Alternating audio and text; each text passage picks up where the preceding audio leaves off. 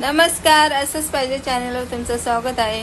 आज आमच्या इथे पाऊस नाहीये कारण की काळोख तर दिसतंय पण पाऊस नाहीये.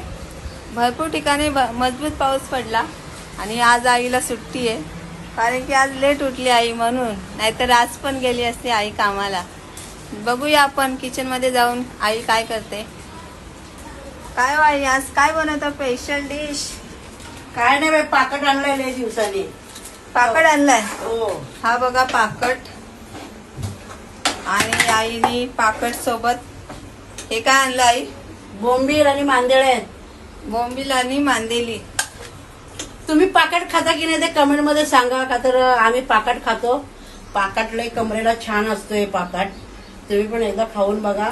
लहान मुलगा पण खाऊ शकतो, का तर त्यात काटे नसतात, ते काटे पण आपण चावून खाऊ शकतो. ओके, मग आता आज काय पाकड बनवणार? पाकटाचा कालवण बनवते बाय. अजून काय आज काय विशेष आहे? घरी आहे तुम्ही? तू का सकाळी 6 वाजता मी उठली परत झोपली. परत झोपून गेली. सकाळी थंडी वाजत होती, मी परत झोपून गेली तर मला डायरेक्ट 8 वाजता उठवलं. मला 8:30ला जायला लागतं कामाला, म्हणजे घरातनं निघते मी 8:30 वाजता. मग आम्ही तर 7:30 वाजल्यापासून बाबा आणि मी उठवत होतो, नाही उठले मग काय करणार?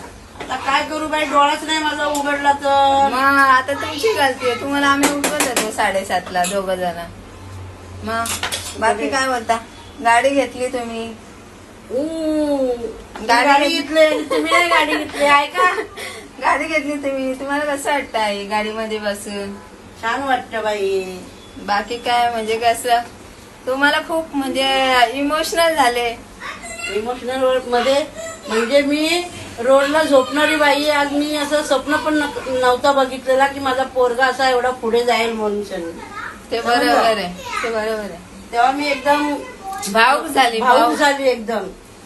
म्हणजे सर्वांची पोरं अशीच राहून द्या, आई वडिलांना सांभाळणारी असेच सांभाळा आई वडिलांना.